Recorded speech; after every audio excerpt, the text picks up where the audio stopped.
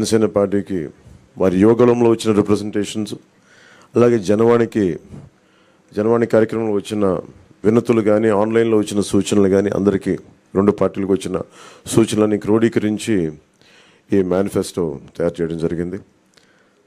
ముఖ్యంగా రాష్ట్ర ప్రజల నేటి అవసరాలను తీరుస్తూ రేపటి ఆకాంక్షలకు సాకారం చేసే ఈ మేనిఫెస్టోని కూటమి ప్రభుత్వం పరిశుభ్రంగా దీన్ని అమలు చేస్తుంది. దీంట్లో ముఖ్యమైన అంశాలు ఏమేమి తీసుకున్నామంటే, ఆంధ్రప్రదేశ్ ప్రజల భవిష్యత్తు ఆల్మోస్ట్ కత్తి మొనపైన వేలాడుతూ ఉంది. ప్రపంచంలోనే అత్యంత శక్తివంతమైన తెలుగు జాతి నేడు ఆంధ్రప్రదేశ్ పరిస్థితిని చూసి తలదించుకుంటుంది. లూటీ కోసమే 13 లక్షల కోట్లు అప్పు చేసి రాష్ట్ర ఆర్థిక వ్యవస్థను దివాళా తీయించారు. గత 5 ఏళ్లుగా అన్ని రంగాల్లో రాష్ట్రం తిరోగామి దిశలో పయనిస్తున్నది. సమాజంలో ఎటు చూసినా అభద్రత, అశాంతి, హత్యలు, ఆత్మహత్యలు కనిపిస్తున్నాయి. ధరలు, పన్నులు, ఛార్జీలు, అప్పుల బాధుడితో ఒక్కో కుటుంబం పైన దాదాపు 8 లక్షల భారం మోపారు. 10 రూపాయలు ఇచ్చి 100 రూపాయలు కొట్టేస్తూ పొద్దున్నే పథకం కింద డబ్బులు ఇచ్చి సాయంత్రం సారా కింద పట్టుకెళ్ళిపోయే ఈ ప్రభుత్వం చేస్తూ ఉన్నారు. పట్టభద్రుల నిరుద్యోగంలో 24%, దేశంలోనే ఏపీ మొదటి స్థానంలో ఉంది. రైతుల ఆత్మహత్యల్లో 3వ స్థానంలో, 18 ఏళ్లలోపు బాలికలపై జరుగుతున్న అత్యాచారాల్లో 2వ స్థానంలో ఉంది. పోలవరం నదుల అనుసంధానాన్ని గోదాట్లో ముంచేశారు. సంపద సృష్టి, ఉపాధి కల్పనా కేంద్రమైన ప్రజా రాజధాని అమరావతిని విధ్వంసం చేశారు. SC, ST, BC, minority sub plan నిధుల్ని 1,00,000 కోట్లు దారి మళ్లించారు. ఇక అన్న క్యాంటీన్లు కానీ, నిరుద్యోగ భృతి కానీ, పండగ కానుకలు లాంటి 100కి పైగా తెలుగుదేశం ప్రభుత్వ సంక్షేమ కార్యక్రమాలు రద్దు చేశారు. ముఖ్యంగా గత కొద్ది రోజులుగా నేను మాట్లాడుతాను ల్యాండ్ టైటిలింగ్ యాక్ట్ పేరు మీద. పట్టా పుస్తకాల మీద ఆంధ్రప్రదేశ్ రాజముద్ర తీసి జగన్ ఫోటో వేయించుకొని తన అచ్చరాకైన పనులు చాలా చేస్తూ లక్షలాది ఎకరాల ల్యాండ్ టైటిలింగ్ యాక్ట్ పేరు మీద లక్షలాది ఎకరాలని ప్రజల ఆస్తుల్ని కబ్జా చేస్తున్నారు. ల్యాండ్, శాండ్, వైన్, మైన్, గంజాయి, డ్రగ్స్, ఎర్రచందనం, రేషన్ బియ్యం మాఫియాలతో దాదాపు 8 లక్షల కోట్ల ప్రజాధనాన్ని కొల్లగొట్టారు. స్థానిక సంస్థల ఎన్నికల్లో బీసీ రిజర్వేషన్లని 10% కోత కోసి 16,800 రాజ్యాంగ పదవులకి బీసీలకి దూరం చేశారు. విషపూరిత మద్యం పోసి 35 లక్షల మంది ఆరోగ్యాలు నాశనం చేశారు. 30,000 మంది ప్రాణాలు తీసి వారి భార్యలకి పసుపు తాడులు మంట కలిపారు. గృహ నిర్మాణం పేరుతో పేదల్ని అప్పుల పాలు చేశారు. ప్రశ్నించిన ప్రతిపక్షాలు ఎస్సీ, ఎస్టీ, బీసీ, మైనారిటీలని 600 మందిని హత్య చేశారు. వివేకానంద రెడ్డి గారి హంతకుల్ని ఇంకా కాపాడుతూనే ఉన్నారు. స్థానిక సంస్థలకు కేంద్రం ఇచ్చిన 12,000 కోట్ల రూపాయలని దారి మళ్లించారు. గ్రామ పట్టణాభివృద్ధిని దెబ్బతీశారు దారి మళ్లించి. ఈ విధ్వంస పరిస్థితులను చక్కదిద్ది రాష్ట్రాన్ని గాడిలో పెట్టేందుకే ఎన్నికల రూపంలో ఒక అవకాశం మన ముందుకు వచ్చింది.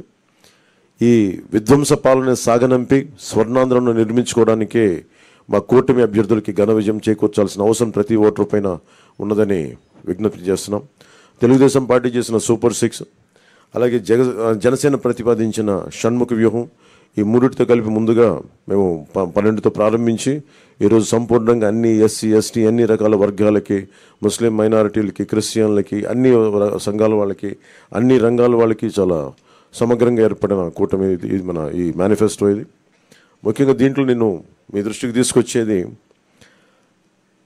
యువతకి 20 లక్షల ఉద్యోగాలు ఈ 5 సంవత్సరాల్లో, అలాగే నెలకి మనకి 3,000 రూపాయలు నిరుద్యోగ భృతి, స్కూల్కి వెళ్ళే ప్రతి విద్యార్థికి ఏడాదికి 15,000 రూపాయలు, ప్రతి రైతుకి ఏటా 20,000 ఆర్థిక సాయం, ప్రతి మహిళకి నెలకి 1,500 రూపాయలు, 19 సంవత్సరాల నుంచి 59 సంవత్సరాల వరకు, ప్రతి ఇంటికి ఏడాదికి ఉచితంగా 3 గ్యాస్ సిలిండర్లు, మహిళలకి ఉచిత బస్సు ప్రయాణం,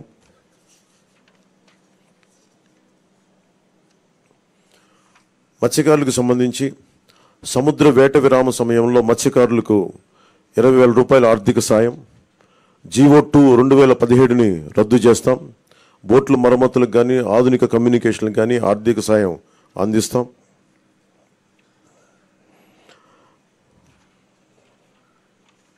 ముఖ్యంగా ఆర్యవైశ్య సంక్షేమానికి, ఆర్యవైశ్య కార్పొరేషన్కి తగు మేరకు నిధులు కేటాయింపు, చిరు వ్యాపారాలకు వడ్డీ లేని రుణాల సౌలభ్యం, స్వేచ్ఛాయుత వాతావరణంలో వ్యాపార నిర్వహణకు పటిష్ట చర్యలు, ముఖ్యంగా కన్యకా పరమేశ్వరి అమ్మవారి ఆత్మార్పణ దినోత్సవాన్ని అధికార కార్యక్రమంగా చేపడతాం.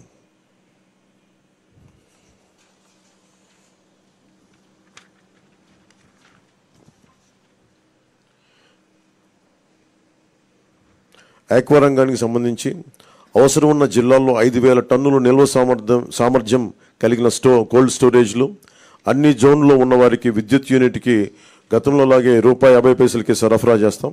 ట్రాన్స్ఫార్మర్ల ధర తగ్గిస్తాం. ఏవియేటర్లపై సబ్సిడీ అందిస్తాం. ఏ ఇసుక కోసం అయితే దోపిడీ చేసిందో జేపీ వెంచర్స్, దానికి ప్రజల నుంచి దాదాపు 39 మంది పైగా భవన నిర్మాణ కార్మికులు చనిపోయారు.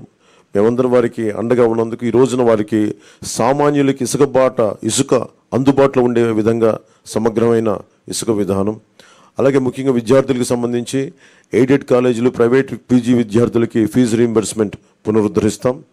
కాలేజీలకి రుసుము చెల్లించే సర్టిఫికేట్లు విద్యార్థులకు చిక్కులు లేకుండా చేస్తాం. ల్యాండ్ టైటిలింగ్ యాక్ట్ని రద్దు చేసి ప్రజలకి రక్షణ కల్పిస్తాం. మిగతావన్నీ చంద్రబాబు గారు తెలియజేసుకుంటారు. గౌరవ మాజీ ముఖ్యమంత్రి.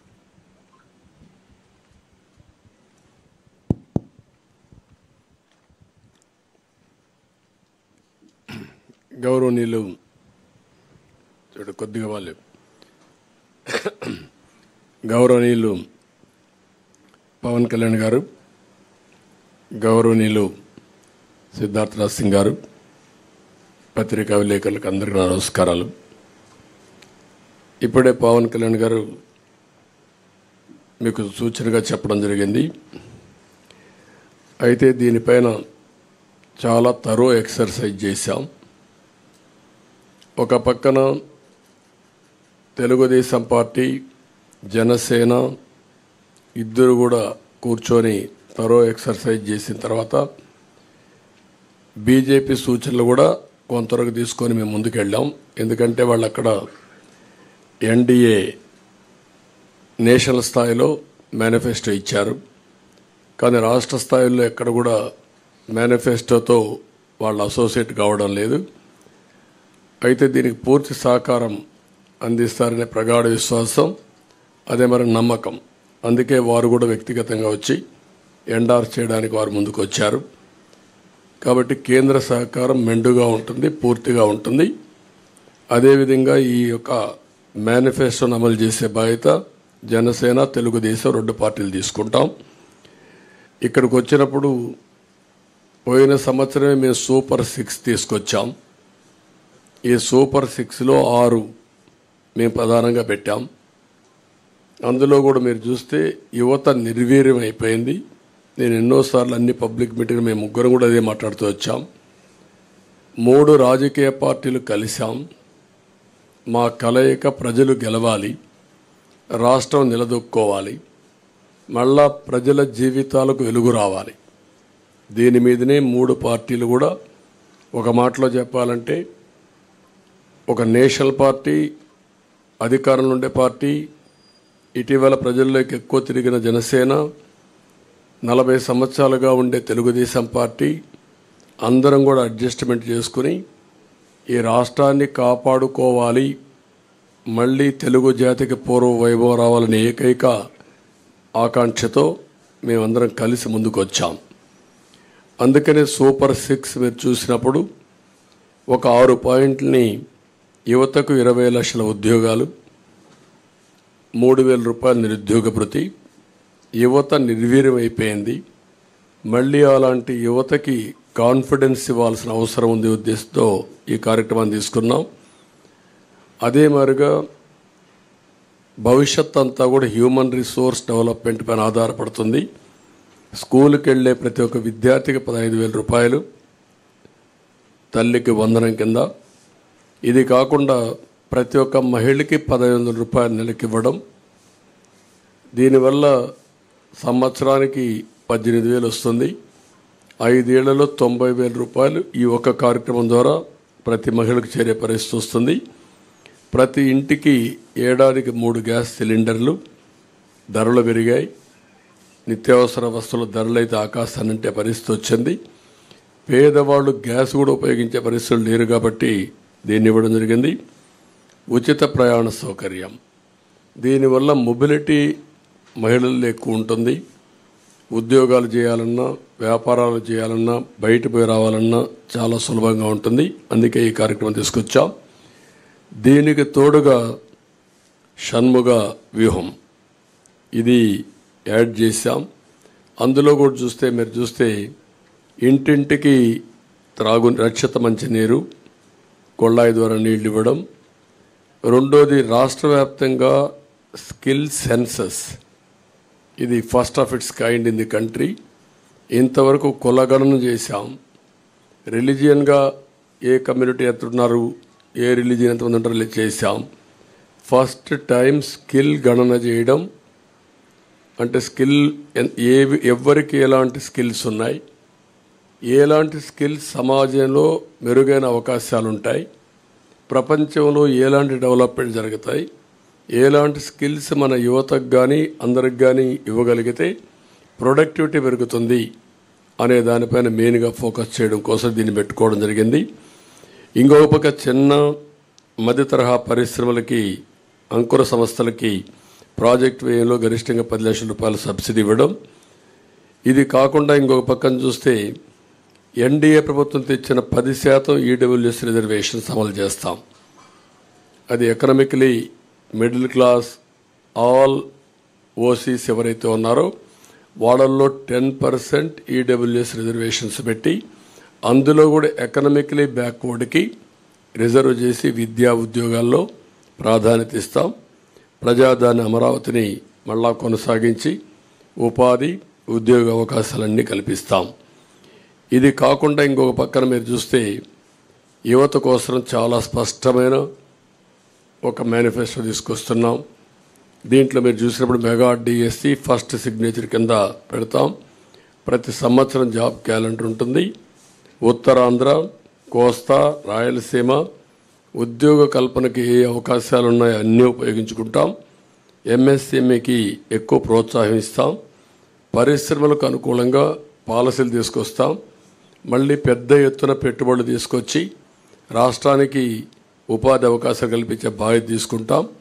యువత ఎప్పుడు సాలిడ్గా ఫ్యూచరిస్టిక్గా ఉండడం కోసం క్రీడల్ని ప్రోత్సహిస్తాం. డిజిటల్ లైబ్రరీస్ని ఎక్కడికక్కడికి అందుబాటులో తీసుకొచ్చి ఉద్యోగ అవకాశాలే కాకుండా నాలెడ్జ్ అప్గ్రేడ్ చేసుకుంటూ ముందుకెళ్తారు. అదే సమయంలో బీసీ డిక్లరేషను మేము జైహో బీసీ పెట్టాం. బీసీ డిక్లరేషన్ తీసుకున్నాం. 50 సంవత్సరాలకే నెలకు 4,000 రూపాయల పెన్షన్ బీసీలకు ఇస్తాం. బీసీలకు వాళ్ళ రక్షణ కోసం ప్రత్యేకమైన చట్టం ఒకటి తీసుకొస్తాం. బీసీ సబ్ ప్లాన్ ద్వారా 5 ఏళ్లలో 1,50,000 కోట్లు ఖర్చు పెట్టి తద్వారా వారి యొక్క వృత్తిపరంగా, చేతిపరంగా వాళ్ళకు పూర్తి సహకారం ఇచ్చి వాళ్ళ పైకి తీసుకొచ్చే కార్యక్రమాలు తీసుకుంటాం.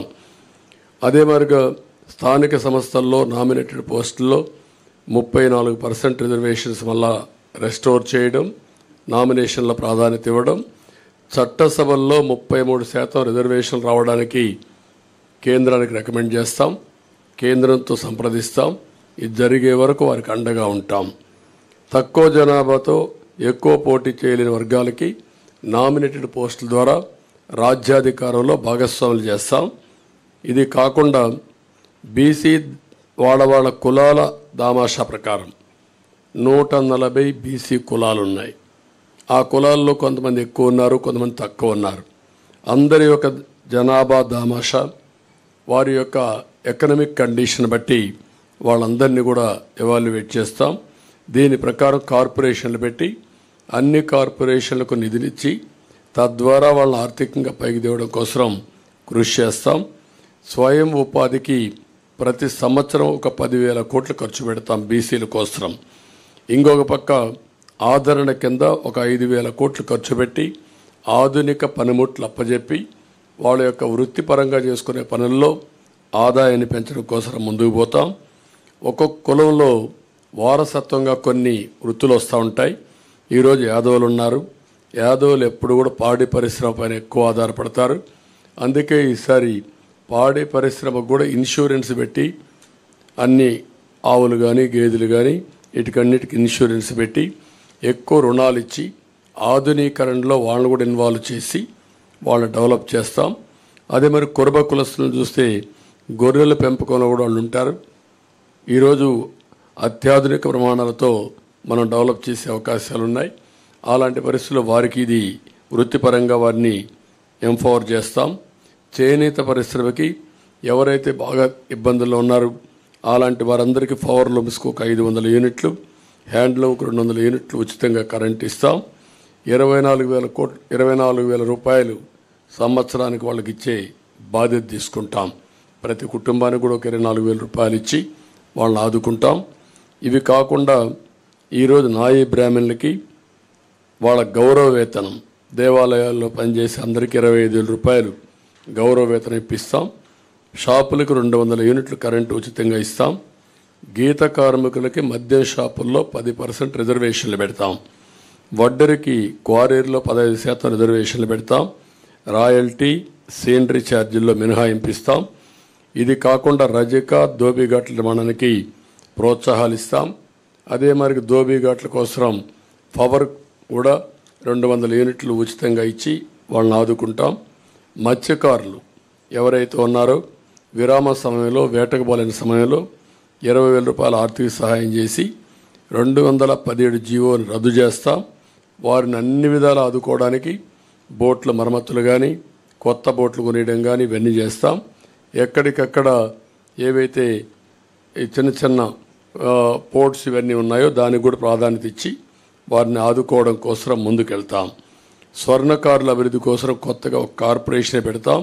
వారిని కూడా ఆదుకుంటాం. ఎవరైతే ఈ ప్రభుత్వంలో అతి దారుణంగా తోట చంద్రయ్య, అమర్నాథ్ గౌడ్, జల్లయ్య యాదవ్, పాల సుబ్బారావు ఇలాంటి వ్యక్తులను అతి క్రూరంగా చంపేశారు, ఆ కేసులన్నీ రీఓపెన్ చేస్తాం. తప్పకుండా కఠినంగా యాక్షన్ చేసి వాళ్ళందరిపైన కఠిన చర్యలు తీసుకొని వాళ్ళ ఆత్మకు శాంతి కలిగే విధంగా బీసీల కోసం మేము పనిచేస్తాం. ఇంకొక పక్క మహిళలు ఉన్నారు. నేను ముందే సూపర్ 6లో 4 కార్యక్రమాలు మహిళలకే ఇచ్చాం. అదే సమయంలో డాక్రా సంఘాలకి ఎంపవర్ చేయడం కోసం 10 లక్షల రూపాయల వరకు రుణాలు ఇచ్చి, వడ్డీ లేని రుణాలు ఇచ్చి వాళ్ళని ఆదుకుంటాం. అదే సమయంలో ఈరోజు జరిగే విధానం చూస్తే 10 రూపాయలు ఇచ్చి 100 రూపాయలు అలాగే ఇస్తున్నారు, 1000 రూపాయలు దోచేస్తున్నారు. ఆ విధానానికి స్వస్తి చెప్పి సంపద సృష్టించడం తెలిసిన పార్టీలు ఇవి. అటు కేంద్రంలో ఉండే ఎన్డీఏ సంపద సృష్టిస్తూ ఉంది. అదేవిధంగా పవన్ కళ్యాణ్ గారు కూడా సంపద సృష్టించి ఆ సంపద పేదవాళ్ళకి చేర్చాలనేది ఆయన ఆలోచన. ఈ 3 పార్టీలు కూడా కలిసి సంపద సృష్టిస్తాం, ఆదాయాన్ని పెంచుతాం, పెంచిన ఆదాయాన్ని మళ్ళీ పేద ప్రజలకు అందజేస్తాం. అదే సమయంలో హ్యాండ్ హోల్డింగ్ చేసి మనం ఇచ్చిన డబ్బులతో ఎక్కువ ఆదాయాన్ని సంపాదించుకునే మార్గం కూడా చూపిస్తాం. మా సిద్ధాంతం చేపనివ్వడమే కాదు, చేపలు పట్టేది కూడా నేర్పించాలని, దానికి కావలసినటువంటి స్కిల్స్ కానీ వసతులు కానీ ఏర్పాటు చేసి వారిని పైకి తేవాలనేది మా ఆలోచన. దానికోసమే ఈరోజు P4 ఉంది. చాలామంది గుర్తుపెట్టుకోవాలి. ఈరోజు ఎకనామిక్ రిఫార్మ్స్లో P3 అంటే పబ్లిక్ ప్రైవేట్ పార్ట్నర్షిప్తో రోడ్లు వచ్చాయి, ఎయిర్పోర్ట్లు వచ్చాయి, పోర్ట్లు వచ్చాయి, టెలికమ్యూనికేషన్ వచ్చింది, పవర్ వచ్చింది, దీనివల్ల సంపద వచ్చింది, పోటీ పెరిగింది, సమర్థత పెరిగింది. అదే సమయంలో ఈరోజు మా ఆలోచన భవిష్యత్తులో P4 అంటే పబ్లిక్ ప్రైవేట్ పీపుల్స్ పార్ట్నర్షిప్. ఈరోజు 10% పై బాగా ఆర్థికంగా పైకి వచ్చిన వాళ్ళు, కనీసం ఒక 20 మంది కిందన ఆర్థికంగా వెనుకబడిన వాళ్ళని పైకి తెచ్చే సామాజిక బాధ్యత తీసుకోవాల్సిన అవసరం ఉంది. ఇది జరగాలి. అందుకే ఏ పని చేసినా పేదవారి కోసం చేయాలనుకుంటున్నాం. దీనికి ప్రత్యేకమైన శ్రద్ధ పెట్టాం. పేదరిక నిర్మూలన అసాధ్యం కాదు. ఈ టెక్నాలజీ పెద్ద హ్యాండీగా ఉంది మనకు. నాలెడ్జ్ ఎకానమీ సాధ్యం. ఇది చేయడం కోసం అందుకే మేము తీసుకున్నది కూడా మీరు చూస్తే కాంప్రహెన్సివ్గా తీసుకున్నాం. ఇక్కడ కూడా మీరు గుర్తుపెట్టుకోవాల్సింది 2047 చాలామందికి అనుమానం ఉంది. ఎట్లా చేస్తారని చెప్పి మాట్లాడుతున్నారు మా క్రిటిక్స్ అందరూ. సంపద సృష్టించడం తెలిసిన పార్టీ తెలుగుదేశం పార్టీ. ఆ సంపద సృష్టి కూడా ఆటోమేటిక్గా ఏదైతే ఉందో ఒక ఎకో సిస్టమ్ క్రియేట్ చేస్తే డెస్ట్రాయ్ చేయకపోతే కంటిన్యూగా ముందుకు పోయే పరిస్థితి వస్తుంది. దానికి ఒక నిదర్శనం ఒక హైదరాబాద్, లేకుంటే ఐటీ రంగం, అలాంటివన్నీ చేసి ముందుకెళ్తాం. అదే సమయంలో అంగన్వాడీ కార్యకర్తలను ఆదుకుంటాం. ఉద్యోగాలు చేసే మహిళలకు హాస్టల్ వసతి ఏర్పాటు చేసి వాళ్ళకు రక్షణగా నిలబడతాం. ఇంకొక పక్కన కొంతమంది గర్ల్స్ మధ్యలో చదువు ఆపేసి మళ్ళీ వాళ్ళు కంటిన్యూ చేయాలి అనే ఆలోచన ఉంది. అలాంటి వారికి కళలకు రెక్కలనే పథకం కింద ఇంట్రెస్ట్ ఫ్రీ లోన్ ఎంతైనా కానీ ఇచ్చి వాళ్ళని పైకి తీసుకొచ్చే బాధ్యత, వాళ్ళు సెటిల్ అయిన తర్వాత ఆ డబ్బులు తిరిగి కట్టే బాధ్యత, అది కూడా వడ్డీ లేకుండా కట్టే బాధ్యత తీసుకొస్తాం. పండుగ కానుకలు, పెళ్లి కానుకలు నేను కొన్ని దీంట్లో పెట్టకపోయినా అన్నా క్యాంటీన్ ఇవన్నీ కూడా పునరుద్ధరిస్తాం. మళ్ళీ పేదవాళ్ళకు అండగా ఉంటాం. ఈ ప్రభుత్వంలో ఉద్యోగస్తులు చాలా నష్టపోయారు. వ్యవస్థ చిన్నాభిన్నమైపోయింది. వ్యక్తులు కూడా ఆ ఉద్యోగాలను చేసే వాళ్ళందరూ వ్యవస్థలు డెస్ట్రాయ్ అయినాయి. వ్యవస్థలు నిర్వీర్యం అయిపోయినాయి. నిధులు లేకుండా ఒక పక్క, భయపెట్టే ఒక పక్క, అస్తవ్యస్తమైనటువంటి విధానాలు వీటన్నిటిలో దెబ్బతిన్నారు. రెండోది వాళ్ళు కూడా చాలా నిరాశ నిస్పృహల మధ్యలో ఉన్నారు. ఒక మాటలో చెప్పాలంటే సమాజం మొత్తం దెబ్బతిన్నప్పటికీ ఉద్యోగస్తులైతే నిర్వీర్యం అయిపోయారు. వారి నమ్మకాన్ని కోల్పోయే పరిస్థితికి వచ్చారు. ప్రభుత్వంలో ఎప్పుడు ఉద్యోగస్తుల మొరేల్ బాగుంటే వారే సంపద సృష్టించాలి, వారే సేవలు అందించాలి, వారి వల్ల కూడా ప్రగతి జరగాలి. మేము పాలిటీషియన్స్ పాలసీలు నిర్ణయిస్తాం, దాన్ని ఎగ్జిక్యూట్ చేసేది సమర్థవంతంగా ఉద్యోగస్తులు చేయాల్సిన అవసరం ఉంది. ఒక్క ఎగ్జాంపుల్ మీరు చూస్తే ఉపాధ్యాయులు ఎంత నిర్వీర్యమైపోయారంటే, ఒకప్పుడు మోస్ట్ రెస్పెక్టెడ్ కమ్యూనిటీ ఉపాధ్యాయుడు, తల్లి తండ్రి, తర్వాత గురువు, తర్వాత దైవం. అలాంటి ఉపాధ్యాయుడి నిస్సహాయ స్థితి, ఏం చెప్పుకోలేని పరిస్థితి. కడాన మద్యం షాపుల్లో కాపలాకు పెడితే అది కూడా నోరిప్పి చెప్పలేని పరిస్థితి. చెప్పితే కేసులు పెట్టడం. కనీసం వాళ్ళ రైట్స్ కోసం ఎప్పుడు కూడా ప్రజాస్వామ్యంలో ప్రజాస్వామ్య హక్కుల కోసం మాట్లాడే వ్యక్తులు ఇంటలెక్చువల్ కమ్యూనిటీ టీచర్స్. అలాంటి టీచర్స్ నోరిప్పలేని పరిస్థితి తీసుకొచ్చారు. ఇంకొక పక్కన మనం ఒకసారి చూస్తే వీళ్ళందరిలో పిఆర్సీ లేదు, ప్రావిడెంట్ పిఎఫ్ లేదు, సరెండర్ లీవులు లేవు, లేకపోతే టీఏలు లేవు, లేకపోతే ఏది కూడా లేకుండా 20,000 25,000 కోట్ల రూపాయల బకాయిలు పెట్టి అడిగితే వాళ్ళ మీద కేసులు పెట్టడం, వాళ్ళ సంఘ నాయకులను అరెస్టులు చేయడం, కావాలని కేసులు పెట్టి ఏసీబీ కేసులు పెట్టి వేధించడం, ఇది ఒక ఆనవాయితీగా అయిపోయింది. అందుకని మళ్ళా వాళ్ళ యొక్క ఆత్మ విశ్వాసాన్ని పెంచుతాం, ఆత్మ గౌరవాన్ని పెంచుతాం. ఆ విధంగా పీఆర్సీ ఇవ్వడం కానీ, పీఆర్సీ వచ్చే లోపల ఇంటీరియం రిలీఫ్ కూడా ఇస్తాం. ఇంటీరియం రిలీఫ్ ఇచ్చి వాళ్ళకి ఇవ్వాల్సిన డబ్బులు కూడా ఫేజ్డ్గా అవన్నీ కూడా క్లియర్ చేసి ప్రతి నెల జీతాలు వచ్చే పరిస్థితికి మళ్ళీ తీసుకొస్తాం. ఆర్థిక వ్యవస్థని మెరుగుపరుస్తాం. అదే మరిగా ఏదైతే సిపిఎస్ ఉందో ఆ సిపిఎస్ను కూడా సమీక్ష చేసి ఏ విధంగా దీన్ని చేస్తే పరిష్కార మార్గం, సరైన మార్గం చూపించగలుగుతామో దానికి కూడా ఒక సమస్య పరిష్కారం కోసం కృషి చేస్తాం. ఇది కాకుండా తక్కువ జీతాలు పొందే అవుట్సోర్సింగ్ కానీ, లేకపోతే అంగన్వాడీ కానీ, లేకపోతే మీకు పోలీసు వ్యవస్థల్లో ఉండే వీళ్ళందరికీ కానీ వాళ్ళందరినీ ఏ విధంగా చేయాలో అవన్నీ చేస్తాం. వాలంటీర్స్కి కూడా ఒక 10,000 రూపాయలు వేతనం పెంచుతాం. పాడి పరిశ్రమ స్వయం ఉపాధికి ఉపయోగపడుతుంది. దీన్ని కూడా పెద్ద ఎత్తున అభివృద్ధి చేస్తాం. ఇది కాకుండా కాపు సంక్షేమం కోసం ఒక 15,000 కోట్ల రూపాయలు ఖర్చు పెడతాం. ఇప్పుడు ఫస్ట్లో మీరు చూస్తే ఈబీసీ తీసుకొచ్చాం. ఈబీసీ తీసుకొచ్చినప్పుడు 10% ఈబీసీలకు రిజర్వేషన్ చేసే పరిస్థితి వస్తుంది. 10% అంటే ఉద్యోగాల్లో, కాలేజ్ సీట్లలో 10% ఉంటుంది. అందులో కాపులు ఎక్కువ మంది ఓసీస్లో వెనుకబడిన వర్గాలు ఉంటే, ఆర్థికంగా వెనుకబడి ఉంటే వాళ్ళకి ఎక్కువ రిజర్వేషన్లు వస్తాయి. ఆ విధంగా దామాషా ప్రకారం వారి వారి ప్రాధాన్యతను బట్టి దానికి ఇచ్చే పరిస్థితి వస్తుంది. అవసరమైతే 5 ఏళ్లకు ఒకసారి సమీక్ష చేసుకుంటాం, ఎకనామిక్ సర్వే చేపిస్తాం, ఆ సర్వే ప్రకారం ముందుకు పోతాం. ఇక్కడికి వచ్చినప్పుడు కాపు యువతకి, మహిళలకి నైపుణ్య అభివృద్ధి, స్వయం ఉపాధికి ఎక్కువ ప్రాధాన్యత ఇస్తాం. కాపు భవనాలు కూడా కట్టి వారిని ఆదుకుంటాం. అదే సమయంలో ఆర్యవైశ్య సంక్షేమం కోసం ముందుకు పోతాం. క్షత్రియ సంక్షేమం, అగ్రవర్ణాల్లో ఉండే ఇతర పేదలకు కూడా న్యాయం చేయడం, ఇవి చేస్తూనే ఈరోజు ప్రత్యేక కార్పొరేషన్ ఏర్పాటు చేసి ఎక్కడికక్కడ ఇవన్నీ ముందుకు తీసుకుపోతాం. ఇంకొక పక్క పెన్షన్ కూడా మొన్నే అనౌన్స్ చేశాం. 4,000 రూపాయలు పెన్షన్ ఇస్తున్నాం. అది కూడా ఏప్రిల్ నుంచి ఇస్తాం. పెంచిన పింఛను ఏప్రిల్ నుంచి ఇచ్చి, ఇంకొక పక్కన వికలాంగులకి, దివ్యాంగులకి 6,000 రూపాయలు ఇస్తాం. వైకల్పానికి పూర్తిగా అంటే 2 కాళ్ళు చేతులు లేకుండా అవస్థపడే వాళ్ళకి 15,000 రూపాయలు ఇస్తాం. కిడ్నీ, తలసేమియా వంటి దీర్ఘ వ్యాధులు ఉండే వాళ్ళకి 10,000 రూపాయలు పింఛన్ ఇస్తున్నాం. ఇది కాకుండా 2 సెంట్లు ఇంటి జాగా గ్రామీణ పట్టణ ప్రాంతాల్లో, గ్రామాల్లో 3 సెంట్లు ఇస్తాం. ఇవి కాకుండా మీరు ఒకసారి చూస్తే ఇప్పటికే మంజూరైన పట్టాలకు ఇళ్లు కట్టిస్తాం. ఎవ్వరికి ఇంటి జాగాలు క్యాన్సిల్ చేయం. అదే సమయంలో అక్కడే ఇళ్లు కట్టించే పరిస్థితి తీసుకొస్తాం. ఇళ్ళు లేని ప్రతి ఒక్కరి టిట్కో ఇళ్ళు ఇమీడియట్గా హ్యాండ్ ఓవర్ చేస్తాం. ఇవి కాకుండా అందరికీ ఇళ్లు కట్టించే పరిస్థితి తీసుకొస్తాం. ఎస్సీ ఎస్టీ సంక్షేమానికి కట్టుబడి ఉన్నాం. జిల్లాల వారీగా వర్గీకరణ కూడా చేస్తాం. ఎస్సీ ఎస్టీలకు 50 సంవత్సరాలకే పింఛన్ ఇస్తాం.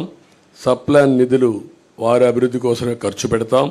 ఏజెన్సీలో ఆదివాసీ ఉపాధ్యాయులు నియామకం చేస్తాం. జీవో నెంబర్ 3 మళ్ళీ రివైవ్ చేస్తాం. ఎస్సీ ఎస్టీ సంక్షేమ పథకాలన్నీ తీసుకొచ్చి ఎస్సీలపైన దాడులు చేసిన వారందరిపైన కఠిన చర్యలు తీసుకొని వారిలో ఒక నమ్మకాన్ని క్రియేట్ చేస్తాం.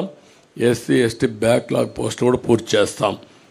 ముస్లిం మైనారిటీ సంక్షేమం కోసం వాళ్ళకు కూడా 50 ఏళ్లకే పింఛన్ ఇవ్వడం, ఈద్గాలు, కబరిస్తాన్లు ఇవన్నీ కూడా స్థలాలు కేటాయించడం, విజయవాడ సమీపంలో ఆది హౌస్ కట్టడం, నూరు భాషా కార్పొరేషన్కి ఏటా 100 కోట్ల రూపాయలు కేటాయించడం, మైనారిటీ ఫైనాన్స్ కార్పొరేషన్ ద్వారా 5 లక్షల వరకు వడ్డీ లేని రుణాలు ఇవ్వడం, ఇమాం మౌజంలకి 10,000 రూపాయలు, 10,000, 5,000 గౌరవ వేతనాలు ఇవ్వడం, అర్హత ఉన్న ఇమాములకి ప్రభుత్వ కాజీలుగా నియమించడం, మసీదుల నిర్వహణకు ప్రతి నెల 5,000 రూపాయల ఆర్థిక సహాయం, ఆజ్ యాత్రకు పోయే ఒక్కొక్క ముస్లింకి 1,00,000 రూపాయల ఆర్థిక సహాయం చేయడం చేస్తాం. క్రిస్టియన్ సంక్షేమానికి కట్టుబడి ఉన్నాం. వారికి కూడా ఏమేమి ఉన్నవన్నీ చేస్తాం. అదే సమయంలో వ్యవసాయం 9 hours అన్ఇంటరప్టెడ్ కరెంట్ ఇస్తాం. సోలార్ పంప్ సెట్స్ అన్నీ ఫ్రీగా పెట్టించి తద్వారా వాళ్ళు ఉత్పత్తి చేసుకున్న కరెంటు వాళ్ళు వాడుకుని మిగిలిన కరెంటు గ్రిడ్కి ఇచ్చే ఏర్పాటు చేస్తాం. అంటే ప్రతి ఒక్క పంప్ సెట్ వాళ్లకు సోలార్ ఇస్తాం. సోలార్ ఇచ్చిన తర్వాత వాడు వాడుకోవచ్చు. వాడుకోగా మిగిలిన కరెంటు గ్రిడ్కి ఇస్తే డబ్బులు ఇచ్చే ఏర్పాటు చేస్తాం. కేంద్ర ప్రభుత్వం ఇచ్చినటువంటి రూఫ్ టాప్ సోలార్ ఎనర్జీ కూడా ఇంటిగ్రేట్ చేస్తాం. అక్కడ కూడా వాళ్ళ ఇండ్లకు వాడుకొని మిగిలిన కరెంట్ ఇవ్వచ్చు. ఒక్కొక్కసారి వాళ్ళకు అవసరమైతే మళ్ళా గ్రిడ్ నుంచి డ్రా చేసుకోవచ్చు. 2 విధాలుగా. అంటే ఒకసారి ఎండలున్నప్పుడే సోలార్ వస్తుంది, వర్షాలు వచ్చినప్పుడు రాలేకపోవచ్చు. అలాంటప్పుడు గ్రిడ్ నుంచి ఇస్తాం. అలాంటి వస్తువుని ఏర్పాటు చేసి ఏ ఊరికి ఆ ఊరు కరెంట్ ఉత్పత్తిలో డీసెంట్రలైజేషన్ ఆఫ్ పవర్ జనరేషన్కి ముందుకు పోతాం. అంటే ఒక్కొక్క ఊర్లో చేస్తాం. ఒక సబ్స్టేషన్ యూనిట్ తీసుకుంటాం. సర్ప్లస్ డెఫిసిట్ అక్కడనే మేనేజ్ చేస్తాం. అప్పటికి కూడా షార్ట్ ఫాల్ ఉంటే గ్రిడ్ మేనేజ్మెంట్కి వెళ్తాం. అంటే మా ఉద్దేశం ఎక్కడ వీలైతే అక్కడ పంప్డ్ ఎనర్జీ కూడా పెడతాం. పంప్డ్ ఎనర్జీ పెట్టి ఎప్పుడైతే కరెంట్ రాని పీక్ టైంలో ఈ పంప్డ్ ఎనర్జీ ద్వారా పవర్ జనరేట్ చేసి ముందుకు వెళ్తాం. అదే సమయంలో ధరల స్థిరీకరణ నిధి ఏర్పాటు చేస్తాం. ఏవైతే సబ్సిడీ ద్వారా అన్నీ ఆపేశారు, వాళ్ళు ఇచ్చే 7,500 రూపాయలు తప్ప ఏది ఇవ్వడం లేదు. ఇప్పుడు దాన్ని మేము 20,000 రూపాయలు చేస్తున్నాం. ఇది కాకుండా మళ్ళీ ఏవైతే యంత్రాలు కానీ ఇవన్నీ కూడా ఏమేమి చేయాలో అవన్నీ చేస్తాం. కౌలు రైతులకు గుర్తింపు కార్డులు ఇస్తాం. ఇంకొక పక్క ప్రతి పార్లమెంట్లో 1,000 ఎకరాలు ఏవైతే ZBNF ఉందో సేంద్రియ వ్యవసాయం ఒక మోడల్ ఫార్మ్స్ తయారు చేస్తాం. దీన్ని ఇంకా బాగా విస్తరించి ఒక ఆదర్శంగా ముందుకు తీసుకెళ్తాం. ఎక్కడికక్కడ గిడ్డంగులు, కోల్డ్ స్టోరేజ్ ఇవన్నీ ఇంప్రూవ్ చేస్తాం. డ్రిప్ ఇరిగేషన్కి 90% సబ్సిడీ ఇస్తాం. ఇది కాకుండా సెరికల్చర్ రైతులను ఆదుకుంటాం. అగ్రికల్చర్ మనం అక్వాకల్చర్ రైతులకు కూడా ఒక యూనిట్కి ₹50 కరెంట్ ఇస్తాం. ఇంకొక పక్క ల్యాండ్ టైటిలింగ్ యాక్ట్, ఇది nothing but Jagan land grabbing act. అతను ల్యాండ్ గ్రాబ్ చేయాలనుకుంటున్నాడు, అందుకే ఇలాంటి నల్ల చట్టాలు తీసుకొస్తున్నాడు. దీని పేరే జగన్ ల్యాండ్ గ్రాబింగ్ యాక్ట్. సొంతం కోసం పెట్టుకొని ఇలాంటి వ్యక్తులందరినీ ప్రోత్సహించి ప్రభుత్వ ఆస్తులపైన కత్తిపెట్టి బెదిరించి భయభ్రాంతులు చేసి ఎవరైనా మాట్లాడినా లేకపోతే వాళ్ళకు అవసరం ఉన్నా లాగేసుకునే పరిస్థితి వస్తారు. ఇప్పటికే ఈ రాష్ట్రంలో 40 ఏళ్ళు 50 ఏళ్ళు సంపాదించిన ఆస్తులు మెడ మీద కత్తిపెట్టి రాయించేసుకున్నారు. అది ఒక పోర్టు కావచ్చు, లేకపోతే ఇంకొక పక్క ఒక భూమి కావచ్చు, ఒక ఇండస్ట్రీ కావచ్చు, లేకపోతే ఒక క్వారీ కావచ్చు, ఒక మైనింగ్ కావచ్చు, ఏదైనా సరే మీరు చూస్తే మొత్తం రాగించుకున్నారు. ఎందుకు పోర్ట్లు చేతులు మారాయని అడుగుతున్నా, ఎందుకు సెజ్లు చేతులు మారాయని అడుగుతున్నా, ఎందుకు స్టూడియోస్ చేతులు మారాయని అడుగుతున్నా, ఎందుకు ఆస్తులు బలవంతంగా చేతులు మారాయని అడుగుతున్నా. There is no answer. ప్రతి ఒక్కరూ ఏ స్థాయికి వచ్చారంటే మా ప్రాణాలుంటే చాలు, మేము బ్రతికితే చాలు, ప్రాణాలుంటే వేరే ప్రాంతాలకు పోయి ₹10 సంపాదించుకుంటాం, ఇక్కడుండి మేము ప్రాణాలు పోగొట్టుకోలేమనే ఉద్దేశంతో సరెండర్ చేసేసారు. 30 ఏళ్ళు 40 ఏళ్ళు సంపాదించిన ఆస్తులవి. అలాంటి దుర్మార్గమైన కార్యక్రమాలు జరిగాయి. అవన్నీ కూడా నేను ఎగ్జాంపుల్ చెప్పమంటే అన్ని చెప్పడానికి సిద్ధంగా ఉన్నా. రేపు గవర్నమెంట్ వస్తానే ఒకటి కాదు ఎందుకు మారాయో నేను అడుగుతున్నా. కాకినాడ సెజ్ ఎందుకు మారింది, కాకినాడ పోర్ట్ ఏంటి, గంగవరం పోర్ట్ అన్నీ ఒకటి కాదు. మైనింగ్ ఈరోజు సిలికాన్ మైనింగ్ మన గూడూరు దగ్గర ఉన్నాయి. ఒక్క ఓనర్ ఉన్నాడు, ఒరిజినల్ ఓనర్. దాంట్లో రాష్ట్రంలో క్వారీస్ ఉన్నాయి, కనీసం చిన్న చిన్న క్వారీస్ కూడా మొత్తం లాగేశారు. ఒక్క క్వారీ ఎవరి దగ్గర లేదు. గ్రనైట్, గెలాక్సీ గ్రనైట్ ఎందుకు చేతులు మారాయి, ఎవడు తీసుకున్నాడు? ఎవరైనా బరి తెగించి నువ్వు చంపేసినా పర్వాలేదు అని అడ్డం తిరిగిన వాళ్ళు క్యాన్సిల్ చేసి హెవీ ఫైన్స్ వేసి ఆపరేట్ చేయకుండా చేసి సమయం వచ్చినప్పుడు చూసుకుంటారు గమ్మునుండే పరిస్థితికి వచ్చారు. ఈరోజు మీరు చూశారు శాండ్ విషయంలో సుప్రీంకోర్టు మేము ఎన్ని ఆదేశాలు ఇచ్చినా మీరు యాక్షన్ చేయడం లేదు కాబట్టి ఇమ్మీడియట్ పండి, ఎక్కడ కూడా ఇసుక తవ్వడానికి వీలు లేదు, ఇమ్మీడియట్గా మాకు కౌంటర్ ఫైల్ చేయమని గవర్నమెంట్కి ఇక్కడ డిపార్ట్మెంట్కి ఆదేశాలు ఇచ్చే పరిస్థితి వచ్చింది. ఎన్నిసార్లు కామెంట్ చేశారు హైకోర్టు, ఎన్నిసార్లు కామెంట్ చేశారు సుప్రీంకోర్టు, ఎన్జిటి ఎంత స్పష్టమైన ఆదేశాలు ఇచ్చింది అంటే కోర్టులు అంటే లెక్కలేదు, రెగ్యులేటరీ ఏజెన్సీస్ అంటే లెక్కలేదు, ఇష్టానుసారంగా చేసే పరిస్థితికి వచ్చారు. అందుకే మేము వస్తానే జగన్ ల్యాండ్ గ్రాబింగ్ యాక్ట్ని రద్దు చేస్తాం. ఇది ఆయన కోసం పెట్టుకున్న ల్యాండ్ గ్రాబింగ్ యాక్ట్. ఇది నిన్న అడిగారు భాస్కర్ రెడ్డి అనే వ్యక్తి పులివెందల్లో జగన్మోహన్ రెడ్డి సతీమణిని అడిగారు. ఏమడిగారు? మా నాన్న మా తాత ఇచ్చిన భూమి పైన మీ ఫోటో ఎందుకు పెట్టుకున్నారు, మీ ఆయన ఫోటో ఎందుకు పెట్టుకున్నారు అడిగారు. రాజముద్ర పడవలసింది ఎక్కడ, ఇలాంటి ఫోటో వేస్తే ఎవరు సహిస్తారని అడుగుతున్నా. What is the answer? నువ్వు అంటున్నావు కదా నన్ను మెచ్చారని, సమాధానం చెప్పు. నువ్వు ఇచ్చావా ఈ ఆస్తి? మీ తాత ఇచ్చాడు ఈ ఆస్తి? నీ సాక్షి పేపర్ నుంచి సంపాదించి ఇచ్చారా? మీ భారతీయ సిమెంట్ నుంచి ఒక బస్తా ఉచితంగా ఇచ్చావా? కాబట్టి ఇవన్నీ కూడా మనం గుర్తుపెట్టుకోవాల్సింది. ప్రజలు మాటలాడలేని పరిస్థితి, నిస్సహాయ స్థితికి నెట్టేసి భయభ్రాంతులు చేసి పోలీసులు పెట్టుకొని హైహ్యాండెడ్గా మాట్లాడితే అరెస్టులు చేసి, అరెస్ట్ చేసిన తర్వాత వాళ్ళు పోలీస్ టార్చర్ చేసి ఇలాంటి దుర్మార్గమైన పనులు చేశారు. కాబట్టి దీనిపైన ఇప్పుడు అన్నీ అయిపోయినాయి. ఇప్పుడు కడాన ప్రైవేట్ ఆస్తులపైన కూడా పెట్టారు. ఇప్పుడు చాలామంది రాష్ట్రం వదిలిపెట్టి వెళ్ళిపోతున్నారు. నిన్న మీరు చూశారు, ఒక అమ్మాయి ఆరుద్ర. ఆ ఆరుద్ర అమ్మాయి వారణాసికి వెళ్ళిపోయింది. వారణాసికి వెళ్ళిపోయి మళ్ళా తిరిగి నేను రావాలంటే ఈ ప్రభుత్వం పోతే వస్తాను, నేను రాలేనని చెప్పే పరిస్థితికి వచ్చింది. మీ అందరికీ ఐడియా ఉంది ఆరుద్ర ఏ విధంగా ఫైట్ చేసిందో. రంగనాయకమ్మ ఏం తప్పు చేసింది ఆవిడ? ఈ రాష్ట్రం వదిలిపెట్టి వేరే రాష్ట్రానికి పొట్ట కోసరం పోయే పరిస్థితి వచ్చేసింది. కనీసం లైవ్లీహుడ్, తిండి కోసం వేరే రాష్ట్రానికి వారిపోయే పరిస్థితికి వచ్చారు. ఇది అరాచకాలకు పరాకాష్ట. ఇప్పుడు ఫైనల్గా ఈ ల్యాండ్ టైటిలింగ్ యాక్ట్ పేరుతో జగన్ గ్రాబింగ్ యాక్ట్ తీసుకొచ్చారు. సాగునీటి ప్రాజెక్టులు అన్నిటికల్లా చాలా పెద్ద సమస్య ఉంది. ఈరోజు గుక్కడి నీళ్లు లేవు, తాగడానికి నీళ్లు లేవు, సాగునీరు లేదు. నీళ్ళన్నీ మిస్మేనేజ్మెంట్ అయినాయి, సముద్రంలోకి వెళ్ళిపోయినాయి. ప్రాజెక్టులు ఏది పూర్తి కాలేదు. ఇరిగేషన్ మేనేజ్మెంట్ అడ్వాన్స్ స్థాయిలో ఉంది. కాలువలు దవ్వలేదు, పంట కాలువలు లేవు, డ్రైనేజెస్ లేవు, వాటర్ మేనేజ్మెంట్ లేవు, రిజర్వాయర్లు కొట్టుకోబోతున్నాయి. ఇంతవరకు మీరు చూస్తే అన్నమయ్య ప్రాజెక్టు కొట్టుకొని పోతే ఏం చేస్తారో చెప్పలేని నిస్సహాయ స్థితి. గుండ్లకమ్మ ప్రాజెక్టు గేట్స్ 3 సార్లు కొట్టుకొని పోయే పరిస్థితి. పులిచింతల గేట్స్ కొట్టుకొని పోయే పరిస్థితి. What is the reason? కనీసం మెయింటెనెన్స్ లేదు. ఇలాంటివన్నీ ఉన్నాయి. అన్ని ఇరిగేషన్ ప్రాజెక్ట్స్ పూర్తి చేస్తాం. పోలవరం గోదావరి అయిపోయింది, పోలవరం పూర్తి చేస్తాం. నదులు అనుసంధానం చేస్తాం. అక్కడి నుంచి ఆల్ ప్రాజెక్ట్స్ ప్రాధాన్యత ఇచ్చి ముందుకు తీసుకెళ్తాం.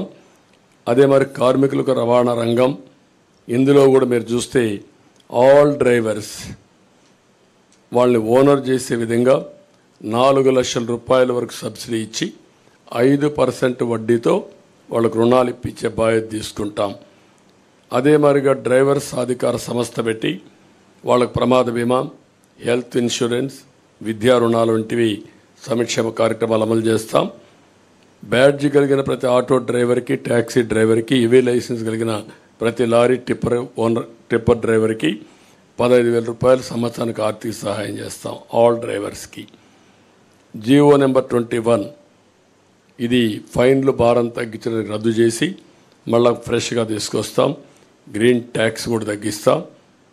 అసంఘటిత రంగ కార్మికుల కోసం చంద్రన్న బీమా మళ్ళా తీసుకొస్తాం. భవన నిర్మాణ బోర్డు పునరుద్ధరిస్తాం.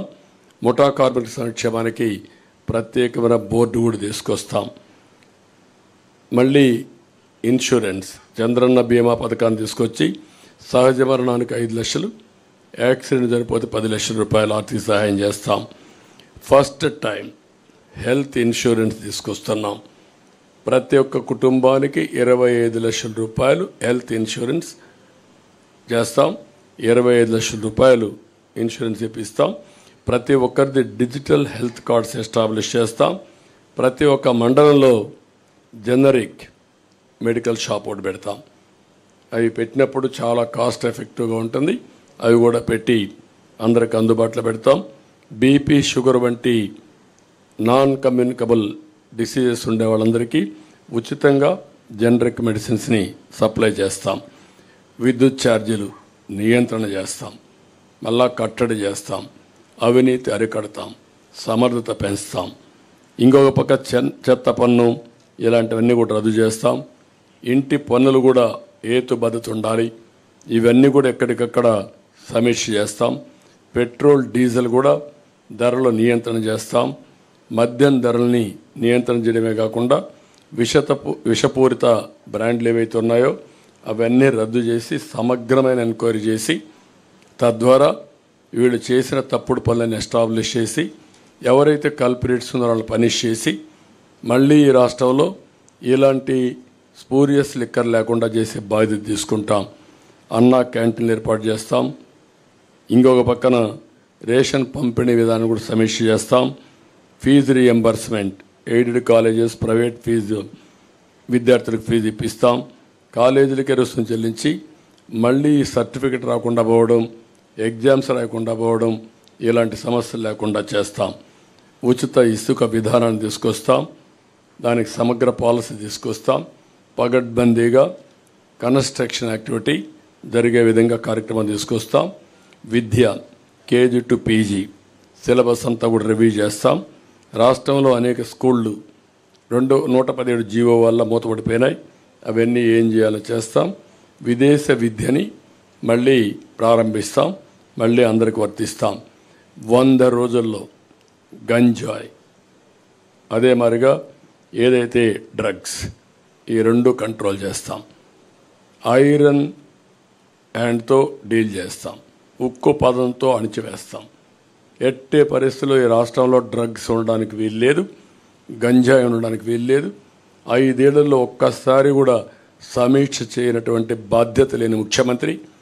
ఊరూరా నిత్యావసర మంచినీళ్ళు దొరకలేదు, కానీ గంజాయి దొరికే పరిస్థితి వస్తూ ఉంది. అదే సమయంలో అక్వాకల్చర్ని అభివృద్ధి చేస్తాం. సమగ్ర అభివృద్ధి, ఇవన్నీ జరగాలంటే సమగ్ర అభివృద్ధితో ముందుకు పోవాల్సిన అవసరం ఉంది. ఆ సమగ్ర అభివృద్ధి చేస్తాం. మౌలిక సదుపాయాలను కూడా పూర్తిగా డెవలప్ చేస్తాం. గ్రామాల దగ్గర నుంచి రోడ్ ఇన్ఫ్రాస్ట్రక్చర్ ఉన్నది, బెస్ట్ ఇన్ఫ్రాస్ట్రక్చర్ తయారు చేస్తాం. గ్రామాల నుంచి మండల హెడ్ క్వార్టర్ కానీ, మండలాల నుంచి జిల్లాలకు కానీ, జిల్లాల నుంచి మార్కెట్ ప్లేసెస్కి కానీ, పోర్ట్స్కి కానీ బెస్ట్ ఇన్ఫ్రాస్ట్రక్చర్, అది కూడా రోడ్ ఇన్ఫ్రాస్ట్రక్చర్ డెవలప్ చేస్తాం. దీనికి ఒక ప్రత్యేకమైన పాలసీ తీసుకొస్తాం. వాటర్ కూడా ప్రతి ఒక్క ఇంటికి చెడుగా కార్యక్రమం చేస్తాం. ప్రజా రాజధాని, ఈ రాజధానితోనే వెల్త్ క్రియేషన్ సాధ్యం. ఈ ప్రజా రాజధానిని మళ్ళీ పునరుద్ధరిస్తాం, పూర్వ వైభవం తీసుకొస్తాం. అదే సమయంలో ఇది ప్రజల రాజధాని కాకుండా ప్రతి ఒక్కరికి ఉద్యోగ కల్పన చేసే విధంగా ఉండేట్టుగా, రాష్ట్రానికి ఆదాయం పెంచే కేంద్రంగా తయారు చేసే బాధ్యత తీసుకుంటాం. పారిశ్రామికరణ, తెలుగుదేశం, మేము ముగ్గురం కలిసి దీనికి పర్ఫెక్ట్గా తీసుకెళ్తాం. పర్యాటకానికి చాలా స్కోప్ ఉంది, ఉద్యోగాలు వస్తాయి. ఈ రాష్ట్రంలో అనువైన ప్రదేశాలు ఉన్నాయి, ఇవన్నీ కూడా ఎక్స్ప్లోర్ చేసి ముందుకు పోతాం. అన్నింటికంటే ముఖ్యంగా ఫుడ్ ప్రాసెసింగ్కి ఎక్కువ ప్రాధాన్యత ఇస్తాం. ఈరోజు ఒకప్పుడు షుగర్ ఫ్యాక్టరీస్ బాగుండేటివి, ఇప్పుడు షుగర్ ఫ్యాక్టరీస్కి ఆదరణ లేదు, కానీ ఆల్టర్నేటివ్ ఫుడ్ ప్రాసెసింగ్ వస్తున్నాయి. అవన్నీ తీసుకొచ్చి రాయితీలిచ్చి ఎక్కడ పండే పంటల ఆధారంగా ఫుడ్ ప్రాసెసింగ్ తీసుకొచ్చి తద్వారా అక్కడ ఉపాధి కల్పిస్తాం. వాల్యూ అడిషన్ వస్తుంది, రైతులు కూడా గిట్టుబాటు ధర వస్తాయి. ఇది కాకుండా అతి ముఖ్యమైన విషయం, దేవాలయాలు, బ్రాహ్మణుల సంక్షేమానికి కూడా మేము కట్టుబడి ఉన్నాం. ఇందులో మీరు చూస్తే హిందూ దేవాలయాలు, సత్రాల పరిరక్షణకు కూడా ఒక ఎండోమెంట్ బోర్డు ఏర్పాటు చేస్తాం. ముస్లిం ప్రాపర్టీస్కి ఎట్లయితే వర్క్ బోర్డ్స్ పెడుతున్నామో అక్కడ కూడా చాలా స్ట్రిక్ట్గా ఉంటాం. హిందూ ప్రాపర్టీస్ కూడా ఎవరంటే వాళ్ళు కబ్జా చేయడానికి వీల్లేదు, ఇవన్నీ తీసుకొస్తాం. అక్కడ కూడా మసీదులకు ఆర్థిక సహాయం కానీ ఇమాములకు ఇచ్చినట్టు ఇక్కడ కూడా మీరు ఒకసారి చూస్తే వార్షిక ఆదాయం 50,000 రూపాయలు ఉన్న ఆలయాల్లో పనిచేస్తున్న అర్చకులకి కనీస వేతనం 15,000 రూపాయలు పెంచుతున్నాం. ఇంకొక పక్కన 50,000 కంటే తక్కువ ఉంటే 10,000 రూపాయలు ఇవ్వాలని చెప్పి నిర్ణయించాం. వైదిక ఆగమ శాస్త్ర సంబంధాల విషయాల్లో ఆయా ఆలయాలే ఫైనల్. ఈరోజు చాలా వరకు ప్రార్థనాలయాల్లో కూడా ఇంటర్ఫేర్ అయ్యారు పాలకులు. ఇది చాలా దుర్మార్గమైన కార్యక్రమం. కడాన రాముడు తల నరికేస్తే మేము అక్కడికి పోతే మా మీద కేసులు పెట్టారు. ఇంతవరకు ఎవరా తల నరికేశారో చెప్పలేకపోయారు. అంటే దేవుణ్ణి కూడా కాపాడితే నేరం అయిపోయింది ఈ పాలనలో. అలాంటి నా మీద పెట్టిన 24 కేసుల్లో 23 కేసుల్లో రాముడి తల తీసేసిన కేసు కూడా ఒకటి. అంటే ఎంత దుర్మార్గంగా, ఎంత దారుణంగా పోతున్నారో మీరు గుర్తుపెట్టుకోవాల్సిన అవసరం ఉంది. వీళ్ళు ఇంకా మాట్లాడే నైతిక హక్కు ఏముందో నాకైతే అర్థం కావడం లేదు. అదే మరిగా ఇంకొక పక్క బ్రాహ్మిన్స్ అందరికీ ప్రతి ఒక్క ట్రస్ట్లో ఒక మెంబర్గా పెడుతున్నాం. ఎందుకంటే వాళ్ళ మీద ఒక విశ్వాసం ఉంది. వాళ్ళ దేవాలయాల పునరుద్ధరణ కానీ, దేవాలయాల్లో దీపాలు పెట్టి నైవేద్యం ఇచ్చేసేది కాబట్టి వాళ్ళకి ఆ గౌరవం పెంచాల్సిన అవసరం ఉంది. ఇన్క్లూడింగ్ తిరుమల తిరుపతి దేవస్థానంతో సహా ప్రతి ఒక్క బోర్డులో వాళ్ళని ఒక మెంబర్గా పెడతాం. వాళ్ళ సాంప్రదాయాలు అవన్నీ కూడా వాళ్ళు పాటించే పరిస్థితి వస్తుంది. ఇంకొక పక్కన తిరుపతి, ఒంటిమిట్ట లాంటి పుణ్యక్షేత్రాలని అక్కడుండే అవన్నీ కూడా మన ఆగమ శాస్త్రాలు కావచ్చు, మన సాంప్రదాయాలు కావచ్చు, అవన్నీ కూడా కాపాడడం కోసం మళ్ళీ ఇవన్నీ ముందుకు తీసుకెళ్తాం. Brahmin corporation, Brahmin cooperative credit society కూడా బలోపేతం చేస్తాం.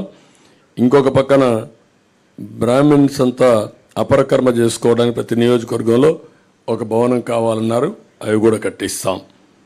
ఇవన్నీ చేసి బ్రాహ్మిన్స్ అంతా వేద విద్య అభ్యసించిన నిరుద్యోగులు కూడా ఉన్నారు, వాళ్ళకు కూడా ఒక 3,000 రూపాయల ఆర్థిక సహాయం చేస్తాం నిరుద్యోగ భృతి కింద. ఇవి కాకుండా ఇంకొక పక్క ఉత్తరాంధ్ర అభివృద్ధికి మేము కట్టుబడి ఉన్నాం. విశాఖపట్నం ఆర్థిక రాజధానిగా చేస్తాం, పెద్ద ఎత్తున ఇండస్ట్రీస్ తీసుకొస్తాం. అదే మాదిరిగా భావనపాడు, విశాఖపట్నం ఎయిర్పోర్ట్ ఇవన్నీ చేసి విశాఖపట్నానికి పూర్వ వైభవం తీసుకొస్తాం. లా అండ్ ఆర్డర్ కంట్రోల్ చేస్తాం, ఈ కబ్జాలు అరికడతాం. రాయలసీమని హార్టికల్చర్ హబ్గా చేస్తాం, ఇండస్ట్రీస్ తీసుకొస్తాం. చెన్నై, బెంగళూరు ఇండస్ట్రియల్ కారిడార్లో ఉండే ముఖ్యమైన నోడ్స్ అని డెవలప్ చేసి రాయలసీమ అభివృద్ధిని, రాయలసీమని ఆటోమొబైల్ హబ్గా తయారు చేస్తాం. ఇప్పటికే మీరు చూస్తే కియా మోటార్స్ వచ్చింది, హీరో మోటార్స్ వచ్చింది, అపోలో టైర్స్ వచ్చింది, ఇలాంటి చాలా వచ్చాయి. ఆ ఎకో సిస్టమ్ కంటిన్యూ చేస్తాం. పంచాయతీరాజ్ డిక్లరేషన్, ఇక్కడ పంచాయతీరాజ్కి అధికారాలు పోయినాయి, నిధులు లేవు, విధులు లేవు, అధికారాలు లేవు. సెంట్రల్ గవర్నమెంట్ ఇచ్చిన నిధులు కూడా డైవర్ట్ చేశారు. అవన్నీ కంట్రోల్ చేస్తాం, నియంత్రణ చేస్తాం. మళ్ళీ వాళ్ళకు పూర్తి అధికారాలు ఇచ్చి నిధులు, విధులు, అధికారాలు, ఆందోళన కూడా పెంచి వాళ్ళ గౌరవాన్ని పెంచుతాం. కడాన జర్నలిస్ట్కి కూడా నేను మొన్న అడిగాను, ఒకప్పుడు తెలుగుదేశంలో 2,500 మందికి అక్రిడిషన్ ఉంటే ఇప్పుడు 1000 పడిపోయినాయి. ఒక సాక్షి, TV9 లేకపోతే NTV వీళ్ళకి మాత్రం ఉన్నాయి. అది ఈరోజు ఈ రాష్ట్రంలో పరిస్థితి. మీడియా పైన నియంత్రణ, మీడియా పైన దౌర్జన్యం. అందుకే పూర్వ వైభవం తీసుకొస్తాం, అందరికి అక్రిడిషన్ ఇస్తాం. ఉచిత నివాసం మీరు ఉండడానికి హౌస్ సైట్స్ లేకుండా చాలామంది అవస్థపడుతున్నారు, అవి పేపర్ మీదనే ఉన్నాయి.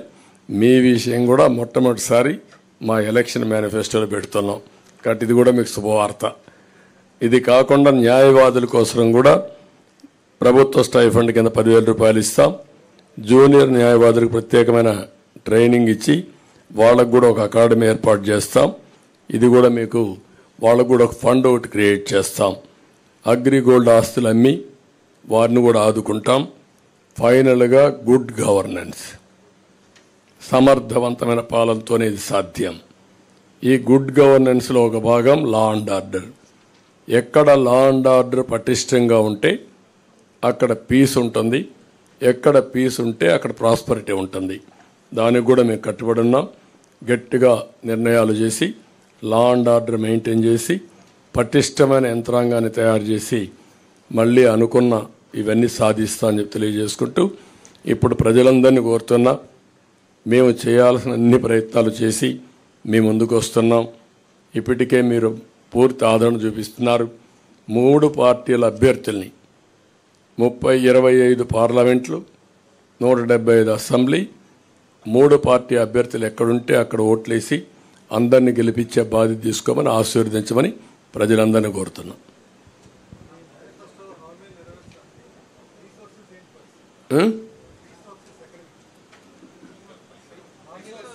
జగన్మోహన్ రెడ్డి ఎక్కడ తెచ్చాడు? సాక్షిని తెచ్చాడా? భారతిని తెచ్చాడా? మీకు ఒకటి గుర్తుపెట్టుకోవాలి, క్లియర్గా 2019లో రిసోర్సెస్ ఉపయోగించడం సమర్థవంతంగా ఉపయోగించి వెల్త్ క్రియేట్ చేశాం. ఆ రోజు వచ్చిన ఇండస్ట్రీ కియా మోటార్స్ ఒక ఎగ్జాంపుల్ తీసుకోండి. 5 ఏళ్లలో గొల్లపల్లి రిజర్వాయర్ కట్టి కియా మోటార్ ఏర్పాటు చేసి ఫస్ట్ కారు నేనే మ్యానుఫ్యాక్చర్ అనేది తీసుకొచ్చాం. ఇప్పటికి 12 లక్షల కార్లు ఉత్పత్తి అయ్యింది, ప్రపంచం మొత్తం తిరుగుతున్నాయి. దానివల్ల లాభాలేంటి? 15,000 కోట్ల రూపాయలు పెట్టుబడులు పెట్టారు. దగ్గర 12,000 15,000 మంది పనిచేస్తారు డైరెక్ట్గా. దాని మీద ట్రక్ ఓనర్సు, ట్రక్ డ్రైవర్సు, అక్కడ ఉండే అకామిడేషను అన్నీ కలుపుకుంటే ఒక 30,000 కుటుంబాలు బాగుపడ్డాయి. దీనివల్ల ప్రభుత్వానికి ఆదాయం వస్తుంది, ట్యాక్సెస్ ద్వారా 1,000 కోట్లనే వస్తుంది. ఆ డబ్బులతో మనం సంక్షేమ కార్యక్రమాలు ఇస్తున్నాం. మీరు ఒక్క ఎగ్జాంపుల్ చెప్పండి, ఈ 5 ఏళ్లలో ఒక్క పరిశ్రమ వచ్చిందా? ఒక్క డెవలప్మెంట్ జరిగిందా? ఆదాయం ఎక్కడి నుంచి వస్తుంది? అందుకే బిగినింగ్లో వచ్చిన ఆదాయం 5 ఏళ్లకు ఎత్తిపోయే పరిస్థితికి వచ్చింది. ఇప్పుడు అప్పులు చేశారు. ఇప్పుడు ఏమంటున్నాడు? నేనేమీ చేయలేనని చేతులెత్తేసే పరిస్థితికి వచ్చాడు. ఎందుకు చేతులెత్తేసాడు? Reason is very simple. ఇప్పుడు ఏమీ చెయ్యలేమనే పరిస్థితికి వచ్చేసాడు. అంటే ఎప్పుడు కూడా మీ ఖర్చులు మీ ఆదాయాన్ని రెండు ఉంటాయి, అప్పులు కూడా ఉంటాయి. అప్పులు తెచ్చిన తర్వాత ఎగ్జాస్ట్ అయిపోయారు. నీకు అప్పిచ్చేవాళ్ళు లేడు. ఇప్పుడు అప్పిచ్చేవాళ్ళు లేరు, ఆదాయం వచ్చే మార్గాలు లేవు. ఆదాయ మార్గాలు మొత్తం క్లోజ్ చేసేసాం. అప్పులు ఇచ్చేవాళ్ళు చేతులెత్తే పరిస్థితికి వచ్చారు. ఇప్పుడు మిమ్మల్ని జప్తు చేసే పరిస్థితికి వచ్చారు. చేతులెత్తడం కాదు, జప్తు చేసే పరిస్థితికి వచ్చారు. ఒక్క అమరావతి ఒక ఎగ్జాంపుల్. 2,70,000 కోట్ల రూపాయలు ఆయన బటన్ నొక్కారంటున్నాడు. ఒక్క అమరావతిలో 3 లక్షల కోట్ల రూపాయలు యాజ్ ఆన్ టుడే ప్రజల ఆస్తి ఆవిరైపోయింది. వై? మీరేమీ చేసి ఉండక్కర్లేదు. యాజ్ ఇట్ ఈజ్ అమరావతిని వదిలిపెట్టుంటే 3 లక్షల కోట్లు వచ్చేది. దీనికి వ్యతిరేకంగా మీరేం చేశారు? 13 లక్షల కోట్లు అప్పు చేశారు. దానికి వడ్డీ కట్టాలి. అస్తవ్యస్త ఆర్థిక విధానాల వల్ల, విధ్వంసం వల్ల ఈ రాష్ట్రం సర్వనాశనం అయింది. ఆ మాట చెప్తున్నాం. ఎవరైతే మీరు అడిగే క్వశ్చన్కి 94, 95లో జీతాలు ఇవ్వలేని పరిస్థితి హైదరాబాద్లో. గుర్తుపెట్టుకోండి, 3 నెలలకు ఒకసారి జీతాలు ఇచ్చాను. తర్వాత అక్కడి నుంచి నిర్ణయాలు చేశాం. 2004కు మిగుల బడ్జెట్, మిగుల కరెంటు సంపాదించాం. ఏం చేశామని ఆలోచిస్తే సంస్కరణలు తీసుకొచ్చాం, సంపద సృష్టించాం, ఆదాయాన్ని పెంచాం. ఆ మాటే చెప్పాం. మేము ఆదాయం పెంచే మార్గాలు మాకు తెలుసు, మళ్ళీ అభివృద్ధి చేసే మార్గాలు మాకు తెలుసు.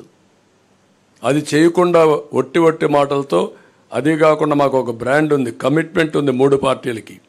ఈరోజు దేశంలో నేను అడుగుతున్నా, ఇదే స్పీడ్లో పోతే నేను కూడా చెప్పాను, ఈయన డ్రైవింగే రాదు, పరిపాలన చేత కాదు. సరే బస్సు ఎక్కిచ్చారు అందరూ కలిసి, డ్రైవర్ సీట్లో కూర్చొని పెట్టాం. వాడు రివర్స్లో పోతానంటున్నాడు. డ్రైవింగ్ రాని వాడు రివర్స్ దొలితే ఏమవుతుందండి? అదే చేశారు ఈ రాష్ట్రాన్ని. రివర్స్ టెండరింగ్ ఏంటి? బుద్ధుండేవాడు ఏమైనా చేస్తాడు రివర్స్ టెండరింగ్? మాట్లాడడానికి ఏమైనా ఉందా మీకు? మీరు రాసినా కొంతమంది ఉంది, బ్లూ మీడియా ఉందని కూడా వాళ్ళకి ఆనందం. వాళ్ళు ఏ ముంచేసినా పర్వాలేదు, వీళ్ళు ఇక్కడ ఉన్న కూడా ఉండరు.